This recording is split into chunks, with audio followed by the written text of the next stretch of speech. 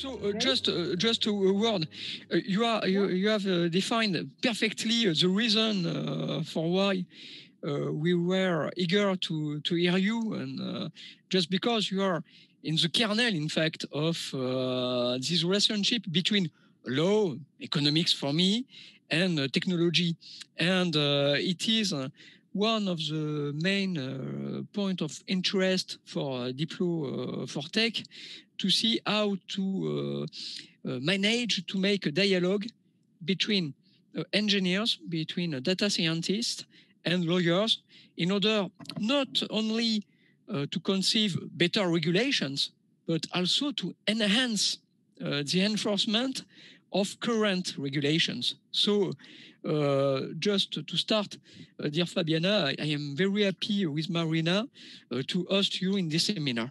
So Fabiana, the floor is yours. Thank you so much for inviting me here. I'm really, really happy to be here. Of course, I would be much more happy to be there in real. Yes.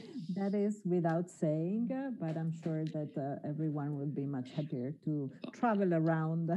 Yes, I think that Salento is perhaps a better place than Nizza. But well, let's say that I would really much enjoy to be there with you, but I am very happy to be here, and I do really like to be able to contribute in the activities of your DL4T Center of Excellence, which I think is doing really a great job in integrating knowledge from such different fields of scholarship. So I'm delighted to be here, and I want to really thank you again for inviting me. Why am I so interested in integrating this scholarship? And if you could yes, go to the next slide, I will go. sorry. There should be this one. This one, sorry. Yeah. Okay. So I will try to synthesize why I'm here and what I will try to do today. My thesis being that not only machine learning algorithms enhance regulation, but they can also save regulation failure. And I will also try to demonstrate that this is true in the field of disclosure regulation. But the most ambitious part of today's talk is that I will try to do so in only 30 minutes. Well, my contention here in the papers, in the two papers I recommended reading, is threefold. The first being that computational law, or if you want, law and technology scholarship,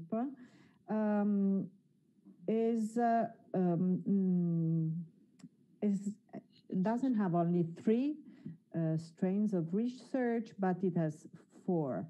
The three main strains of research being the analysis of law, so computational analysis of law, interpretation of law, application and enforcement, and then law enhancement. And I'm going to focus especially on this last strain of research. Then the second contention of the two papers is basically that in order to be able for the computational methods to help enhance the law, we need to have a comprehensive approach, which is also a very ambitious task. And then in order to show you how that will be possible in the realm of disclosure regulation, I will try to take you and dive you into a very fascinating, at least to me, of course, and to my research team, into this trip, and to take you from the best available disclosures to the best ever disclosure, which is something that, of course, these are just labels, but is something that I will try to demonstrate to you that technology will might enable us to do. So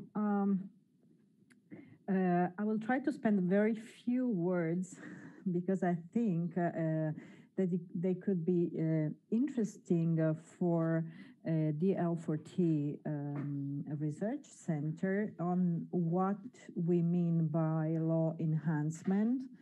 And then I will go to the last point and what is our approach to go from the best available to how do we apply these tools in order to enhance disclosure regulation. So what do we mean by law enhancement? And what is the law and technology field? Well, let me start by saying that if we can do and use algorithms, and especially machine learning algorithms, in order to do legal research and to perform legal research, is because legal documents have become machine readable, and because we have had the possibility to distant read documents. And that has been possible thanks to two, let's say, qualities which we can summarize in accessibility and availability. Accessibility is that can be described as the possibility of a sort of technology which is especially the NLP, natural language processing. Text and its semantic relations can now be represented numerically. For instance, we can have a relation between a man and a woman, and this relationship can also can be understood by a machine and replicated into the relation between a king and a queen. As far as availability is concerned, now we have a lot of legal documents which are available and also on an open, freely available on the internet. Let's think to case law. Let's think to treaty repositories, and all of that is available and machine on an open databases and on a machine readable basis. That made it possible for law and technology to progress very quickly and to make a lot of tools available. I will skip the part whether law and technology is an autonomous field of research, or whether it is just a tool, which is a very interesting topic, research topic, but unfortunately we won't have time to go too deeply into this issue. So the question I would rather answer, it is both. It is both a methodology and a topic. But coming to our 3 to 4 key interests of law and technology, therefore analysis, interpretation, application and enforcement, and then enhancement. So what does law and technology do? How can we use algorithms and how can they help us enhance the way we study the law? Well, concerning analysis, we can just simply say that we can use algorithms in order to strengthen the way we automate the laborious tasks of reading and organizes a great number of documents. Not only that, but algorithms can actually help us extracting a lot of arguments and a lot of topics, and also categorizing, and somehow it can help us, let's say, provide and extract what is the main topics that has been discussed in a given corpus. Concerning interpretation, this is especially relevant for common law systems, as you might clearly understand. As far as enforcement is concerned, this is one of the most debated topics, because when an algorithm is used in a court or is used by an enforcement agency, a lot of problems might arise in terms, for instance, of discrimination, and all the main topics that are arise here are concern especially algorithms that are used by the police, and that are used by the agencies like Food and Drug Administrations, etc., especially in the US. But let's get to what interests us today, which is enhancement. Unlike the previous streams, enhancement focuses on the rule-making instead of analysis or interpretation or application of existing rules. So can we use algorithms in order to produce rules? That's the idea. Well, let's say that there is a very small strain of research on this. It is much smaller than the other strains of research. And it refers,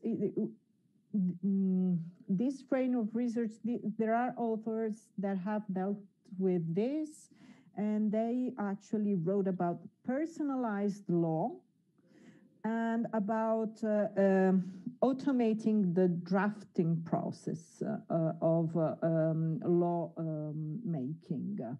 So how can this machine learning algorithms help the lawmaking process or rule-making process more generally? Well, the idea is that we can actually collect a lot of data, and that algorithms can process all this data, and that all those data that can be behavioral data or can be environmental data or can be just generally data, and those data can feed an algorithm that can actually produce a rule which is much more future-proof than usual data. Of course, there are a lot of legal problems that arise if we allow an algorithm to produce rules. Legitimacy problems, democratic problems, and these are the problems that have been studied, especially in the US, but not only there. And these are some of those problems we are going to address tonight in the special field of disclosure regulation. That said, I would ask you, Fred, to move on with the slides. Okay, so just to start with what is disclosure regulation? I'm sure you all know what we're talking about. However, just to make a little bit of a general framework, we know that consumers choose the products on the basis of information that is provided to them. But in the offline world, they all receive the same amount of information with the same standardized format at the same moment and of their shopping experience. And that is based on that homogeneous piece of information they decide. This is true if the firm produce information in the right quantity and the right quality. If I'm saying very stupid things, please, Fred, stop me. Oh, no. Sure, no. You are the economist, so traditional disclosure duties have been conceived consequently. That means that basically disclosure duties oblige an industry to disclose information to consumers of firms based on their assumptions.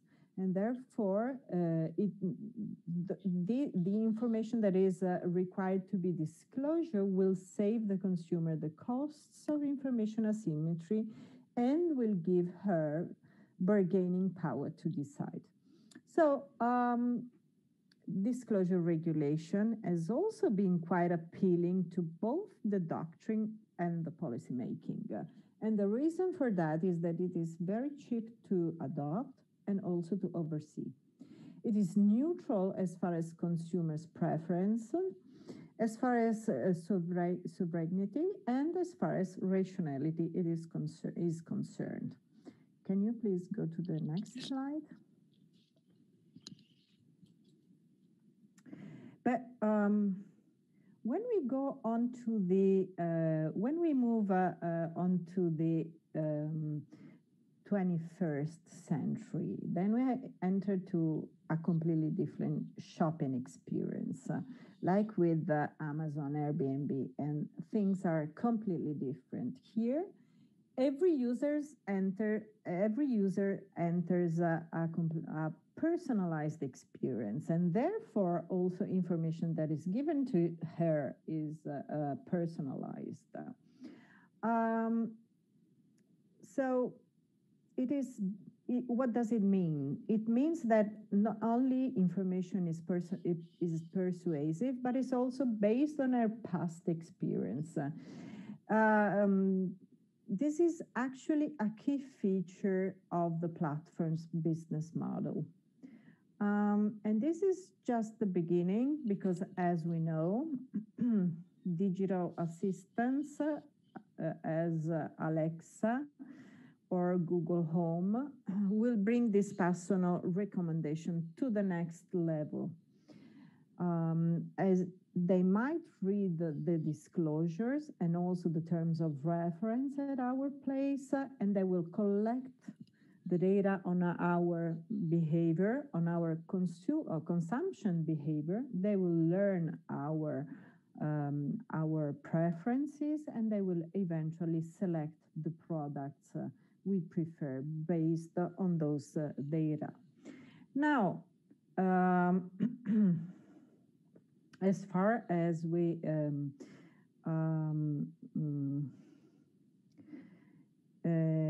as far as we know from the legal scholarship, most of the disclosure regulation comes from the 19th century, and therefore it is failing in the digital world. This is probably true.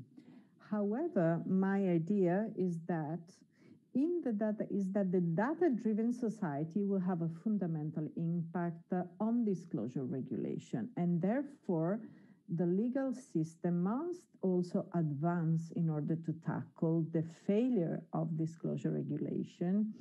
And that is possible if we take technology and also disclosure regulation and we bring them into the 21st century too. So what are the problems disclosure regulation has in the 21st century? We will see them in the next slide. Thank you. Very, very briefly, because I'm pretty sure you have heard about that before. So, as a philosopher Nussbaum, Sasser, and Rosler put that the algorithmic provision of information is associated to the increasing loss of individual autonomy. So prices are now personalized based on personal data. And also there is a lot of problem in the manipulative capabilities of platforms. And that is reflected also in the Digital Services Act, which is, as you know, one of the proposals very recently put forward by the European Commission. But we also have a problem with dark patterns whereby choice architectures are built that make choice that favor the industry very sticky to opt out. We have personalization of information which decreases our ability to compare the quality of products. Not to mention possible errors in data correlation, which also might lead to discrimination and social exclusion. Therefore, the big question arises, which is, to what extent should the rise of algorithmic provision of information also give rise to the algorithmic disclosure regulation? That's the big question. And we move on to the next slide. Yes, please. As I told you, we had already attempts to go towards the idea of having a personalized law. Back to 2013, Porat and Strahilevitz suggested already to use the power of big data to design personalized disclosure. In reality, they spoke more about personalized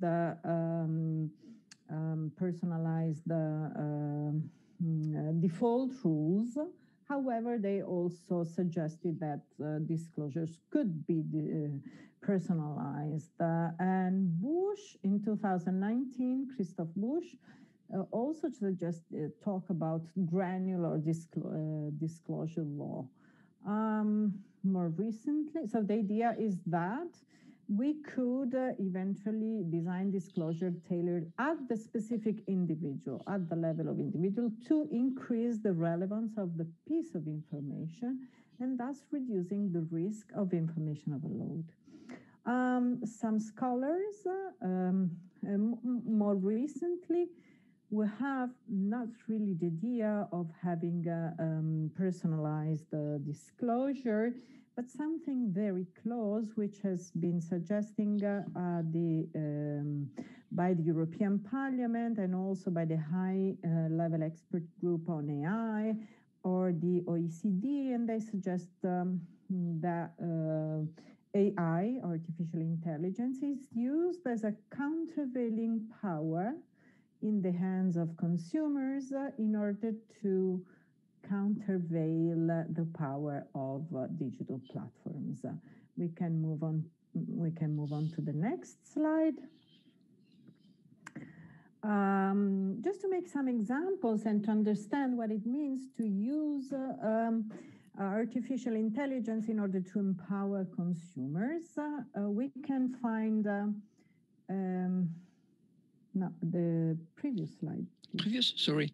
This one? Yes, thank you. A couple of attempts have been made in order to operationalize the idea of simplifying information through natural language processing and machine learning techniques.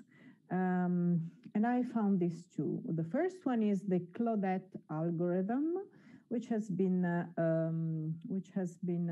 developed by the EUY in Florence. Yes.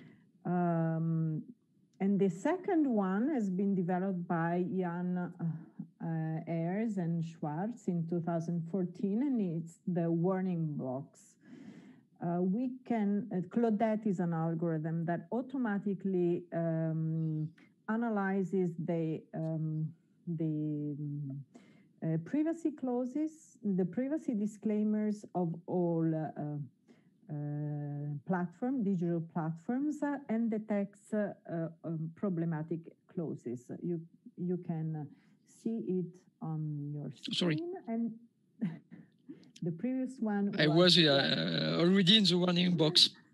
Go back to Claudette. That's Claudette. Yes, and the next one Sorry. is no problem. And the next one is the warning box. The warning box. The next one. The next slide. Yes, that's the warning box.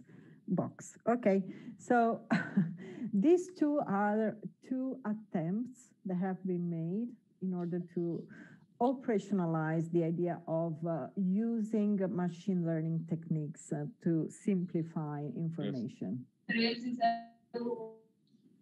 Sorry? One of our colleagues is not on mute. Okay. I think it is okay. You can start. Sorry. Okay, so we can move on to the next slide. Okay, so what's the idea? And this is what is on the market of ideas, or what was on the market of ideas when I drafted this article. So what was the problem I found in there? Is that actually the rulemaking, the main problem with disclosures is that there are two phases. The first one is the rulemaking per se, is the de jure phase, when the obligation is set, the duty is set. And then the second one is the second phase, when it is implemented. So sometimes it is the duty per se which is unclear, and sometimes the problems arise when it must be implemented. And it can be that it is unclear, or that it is not implemented very well, or a lot of other problems. So what I found is that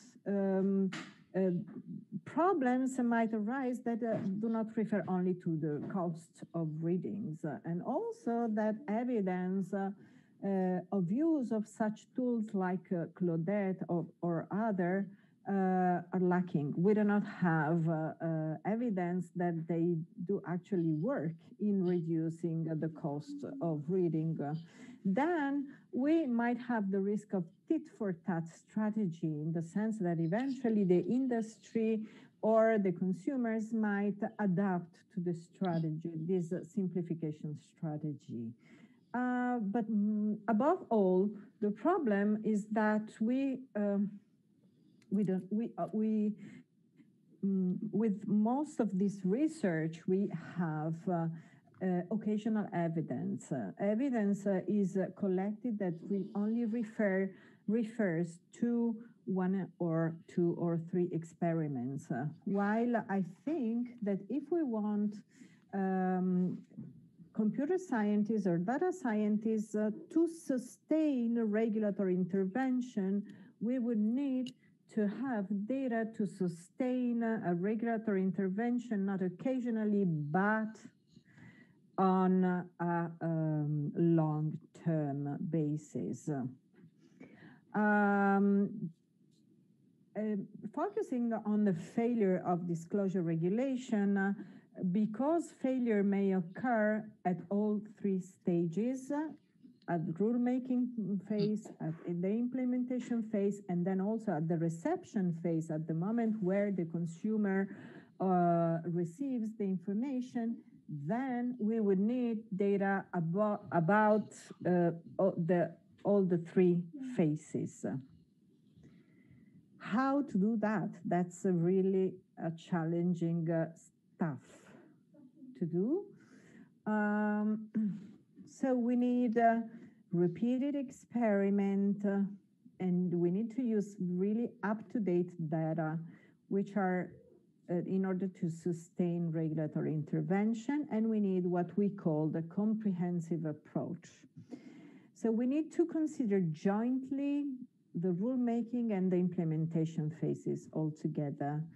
And therefore, we need to use both textual techniques and behavioral techniques.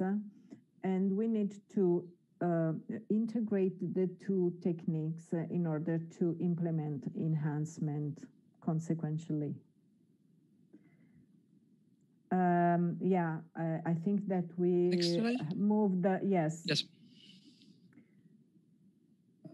The next one.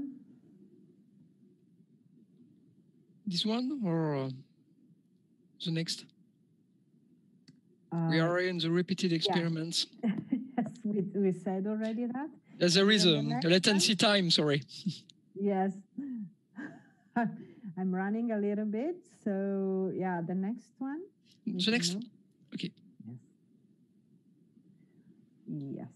So, and that's our methodology. How did we move? No, the previous one, thank you. Previous? Excellent. Yes, that's law regulation can be understood. Yes, that's here. So because we said already that law and regulation is the first phase, is where the legislator or the regulator establishes the duty to disclose information. So this is where we have what we call the de jure disclosure. And because this is text, this can be understood as data and can be read from distant by an algorithm. And this consists of our first data set.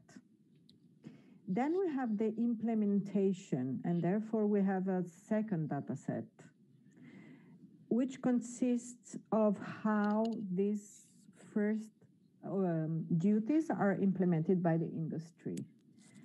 And these are the disclaimers, which are also texts, and therefore they can also be annotated and read in order to extract information. And this consists of our second data set, which we call de facto disclosures. How do we treat the case law? Basically, for us, the case law has got an essential linking role, which I will not have time to deal with, but it is, of course, essential. You can develop if you want on this point, Fabiana. Yes. Okay. Yeah. Maybe during the question or the way. Oh yes. We can go on, and I think there will be several questions on this issue. Okay. So yeah, we move to the next question. So what do we do? These two data sets can be mined and therefore classified and annotated along indexes of measurable failures. So what was the idea here? Because we said that maybe you can move to the next slide, yes, because there is a table there that clarifies what we did with the failures of disclosure. We took basically the economic literature, which tends to classify the kind of failure of information disclosure. And we classify that around some indexes. And for each indexes, we try to look for algorithms that could translate them into something measurable. For instance, we found that the length of text was one of the simplest cause of information to fail, of information disclosure to fail. A text is too long. Typically, the privacy disclosure are not read, or terms of contract are not read because they're too long. And this is a cause of failure of disclosure. So therefore, how can we translate that into an index that is an index of that can be measured? So we found that there is an algorithm, actually several algorithms, that can translate it into something measurable. And we took that algorithm and we classified that into a quantitative measure of failure for that. And we did that for each of the index of failure of disclosure. Obviously, we do not only have quantitative, that would be too easy. We do not only have quantitative indexes of failure, we do also have qualitative indexes of failure, which are highly,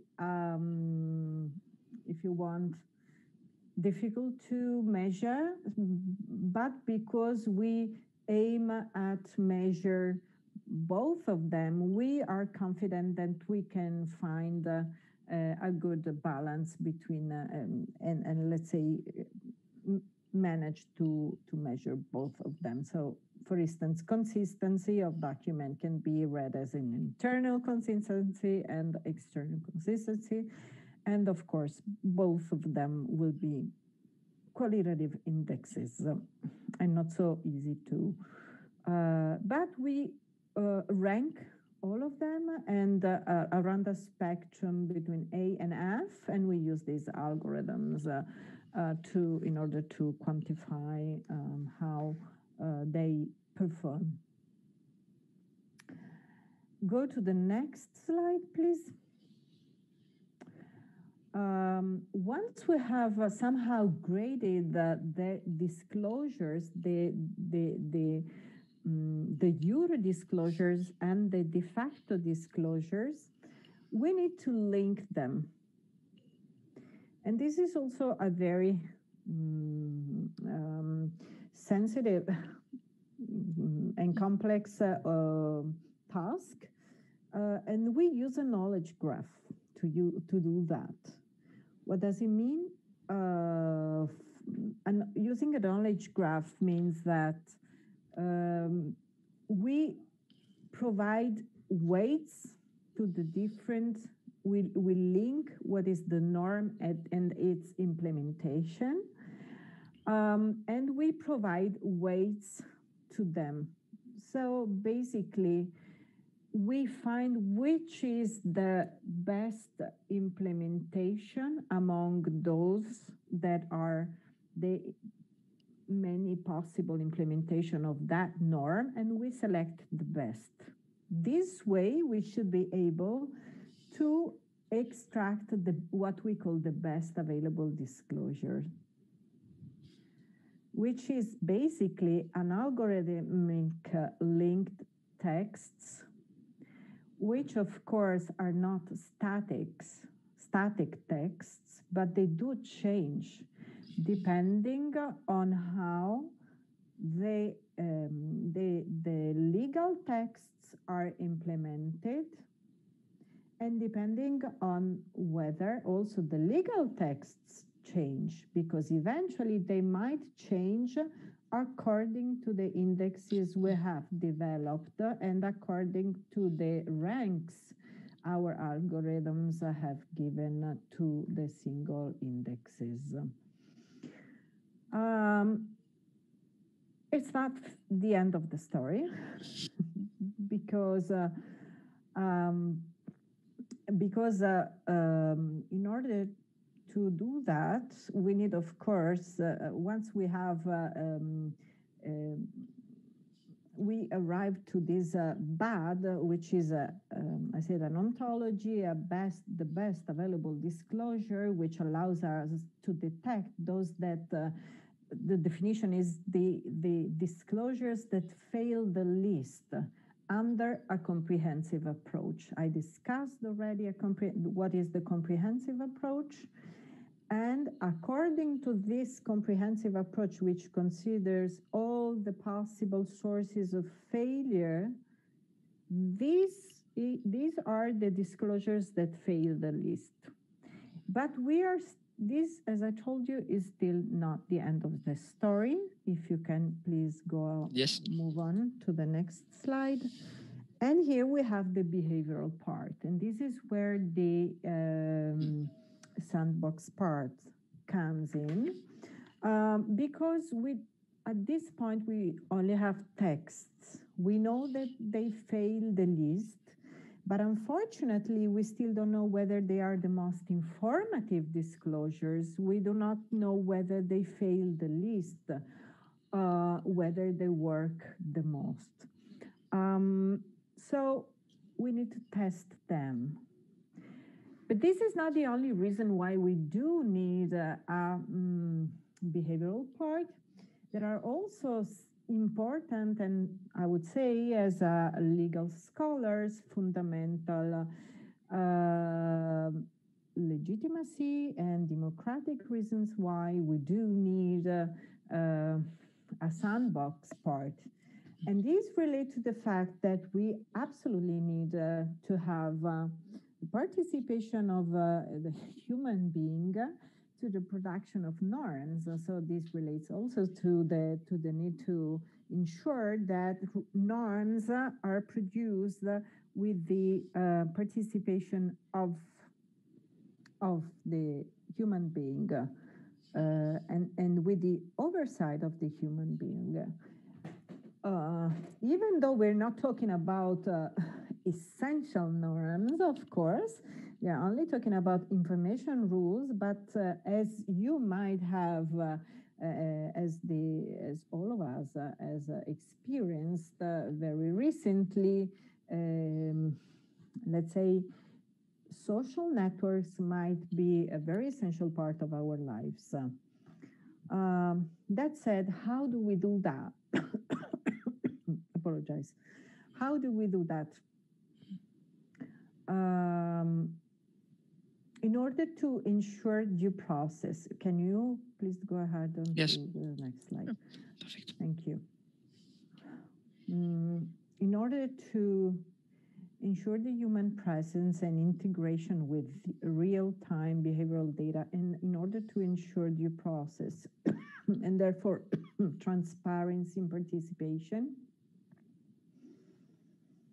we suggest exploiting the potentials of regulatory sandboxes. I need to drink, just a second. It makes no difficulty.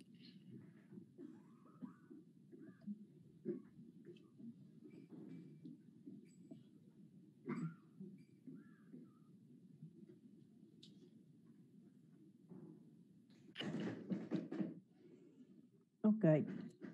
The potentials of regulatory sandboxes. What are they? The idea is obviously not ours. Regulatory sandboxes are supervised environments where supervised or controlled environments where we can ensure that cooperation among human stakeholders occurs. What happens in the regulatory sandboxes? There we have different stakeholders which represent the interests of different groups, representing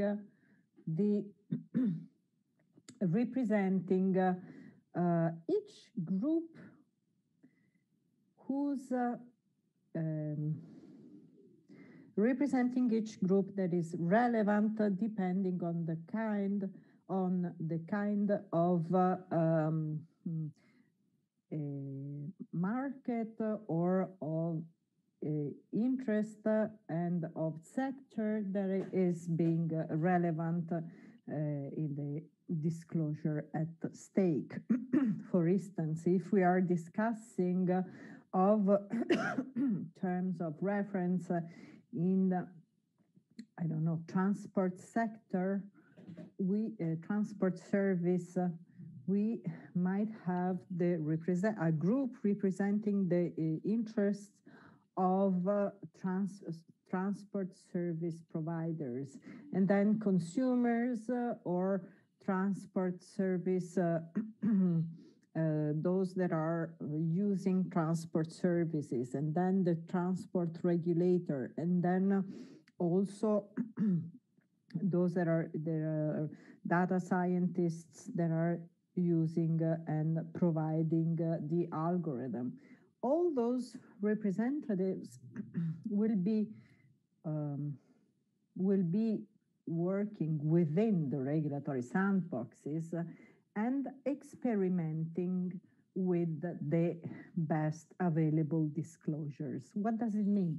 It means that they will be exposed to those best available disclosures, but especially with different forms of best available disclosure, because another important feature of the sandbox is that there different formats of the disclosures will be produced. Why so? Because differentiation is another concept and another way of prompting proportionality and of prompting legitimization, but not to the point of personalization. I'm strongly against the idea of personalization, but I am also not against using big data in order to differentiate and graduate regulatory intervention. Quite to the opposite, I'm in favor of differentiating intervention if this is objectively justifiable, and using big data in order to do so, big data that are tested in a regulatory sandbox, I think it is a legitimate way, as long as representation and the participation in a transparent way in a regulatory sandbox is allowed. So what will be the outcome? I just put this picture, which I took from the Microsoft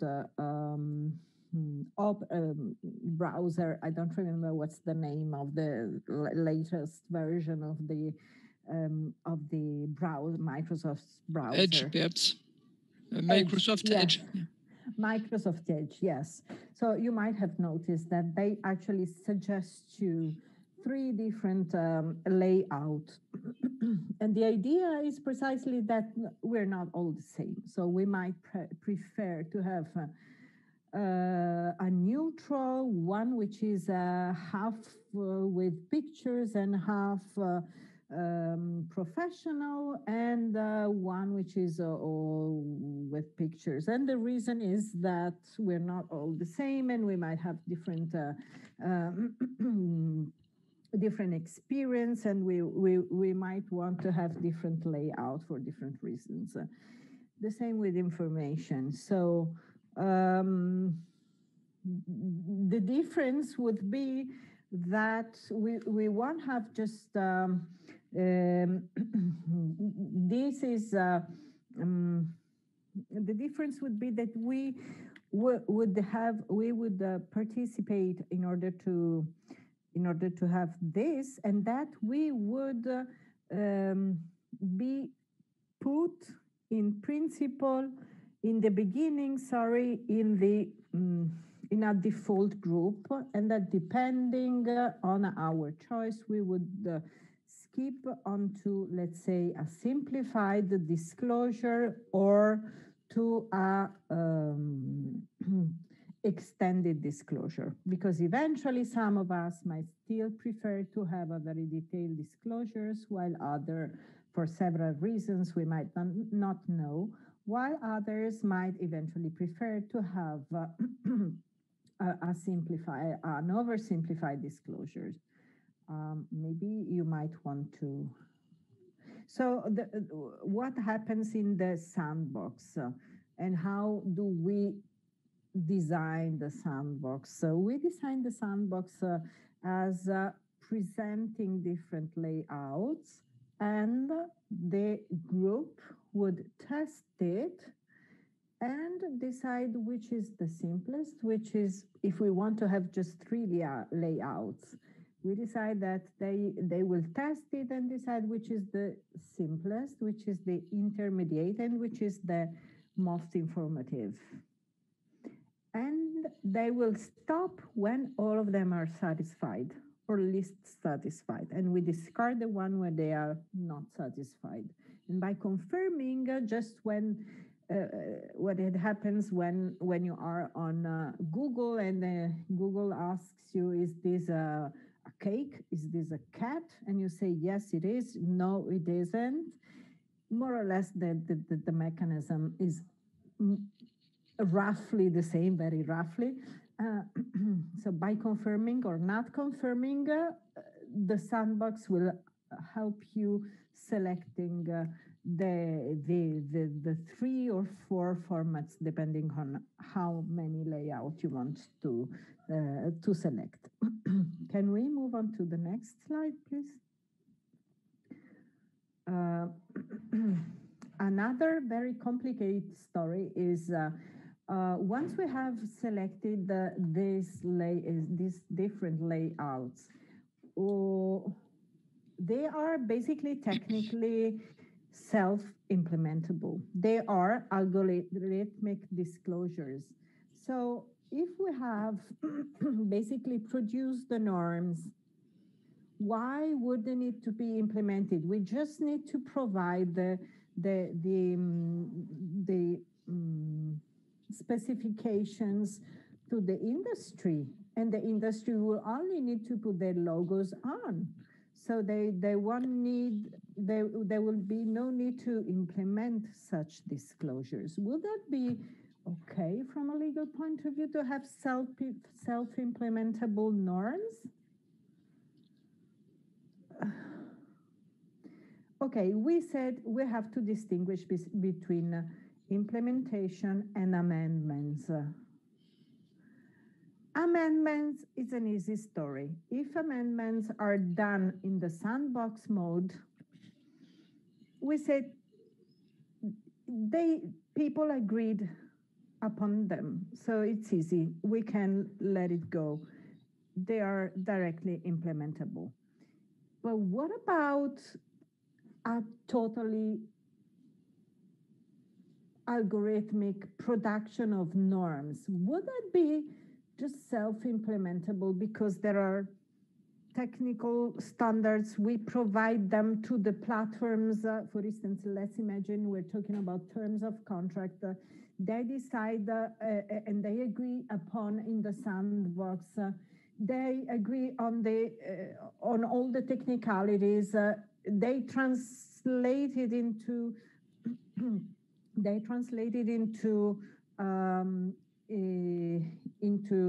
the technical specifications. Is it okay that they just put them on the market and there will be no need to implementing that? The answer is maybe yes. We're still not yet. We're not yet there. However, there shouldn't be too much trouble in that, as long as it is sector specific. If the industry agreed with the regulator and the consumers and this and that, and it is continuously subject to these sandbox processes, etc., etc., etc., in principle, I say there shouldn't be much problem. Of course, this is an issue that requires a little bit more of reflection. Can we move on? Yes. Thank you. Sorry. Oh. Sorry, Okay. Fabiana. So, it is this one, I think. Yes, it's industry. No, there should be one. Okay, industry. This yes. one? Okay, sorry. Yeah. So pros and cons, and we are heading to the conclusion. So what would be the advantages and disadvantages for the industry, and then for the regulator, and then for the consumers of having such a model of algorithmic disclosures, and more broadly of having this algorithmically enhanced regulation. As far as the industry is concerned, of course, it is a consistent reduction in costs and time for designing and especially implementing disclosures. But at the same time, what we want to ask, why to collaborate? Why collaborating? Why not keeping secret the strategy regarding information, which is, as we have seen very recently, I said it again and I repeat it again, very strategic. Again, there are less issues which are contested in courts, because if we could design incentives, for instance, we could say that everything that is agreed upon in the sandbox could be not, let's say, not subject to, could be cleared in court. So that would be also an advantage for the industry. Also, there could be a reputation advantage to be seen to engage in some pro-consumer activities on the industry side, and then a safe harbor. That was what I was mentioned just before. There's a repetition in there. On the negative side, there are some industry, let's think to the health one, which is very dear to all of us right now, which are probably not suitable for this kind of procedure. Coming to the consumer side, of course, for the consumer side, they might be reluctant to eventually give up their data in order to be, however, in order to be to have effective algorithmic disclosure. But as I said, algorithmic disclosure would be based not on can also be based not on personal data, but on clustered data, because they are based on data which are experimentally used in the revealed in the sandbox mode, while the advantages can be that it increases the trust in the rule making and the industry as well, because they do collaborate in the sandbox mode. The problem is having the sandbox mode, and of course having those people collaborating together. And the idea of differentiating disclosures is definitely probably the strongest one, not only because it increases and enhances the proportionality principle, but because it's really times are ripe to have the information differentiated by the kind of recipient. Moving on, please. Yes. To the next.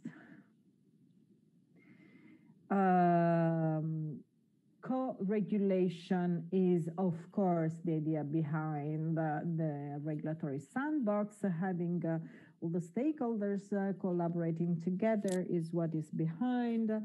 And also, that would not require any access to the platforms or data or technology.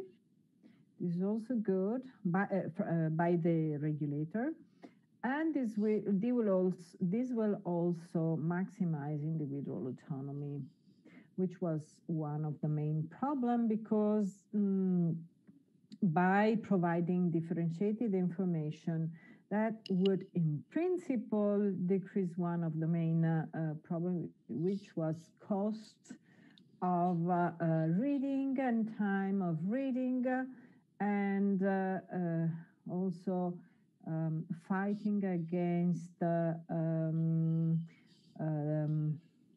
dark patterns or practices like that, but not in a way that was a tit-for-tat strategy, but in a way that was, a collaborative way. The problem is having this collaboration, as I said already. Next slide, please. Yes. Wrap up and conclusion. Okay. Oh, sorry. This one. Yeah, that's okay. Thanks. So, what is this all about? Why automatic disclosure regulation? On the one side, to empower consumers, but also to save disclosure regulation failure. But not on a personalized level, but rather on a targeted and timely way. This would be constantly updated and cheap, relatively cheap to produce, despite my team's time and fatigue. What does it imply? It implies, of course, a lot of empirical challenges, of legal challenges around technological challenges, which we are dealing with. What are the next steps? Operationalizing, we are dealing with that at the moment, and also applying this idea to other fields of law and of regulation. On that note, thank you.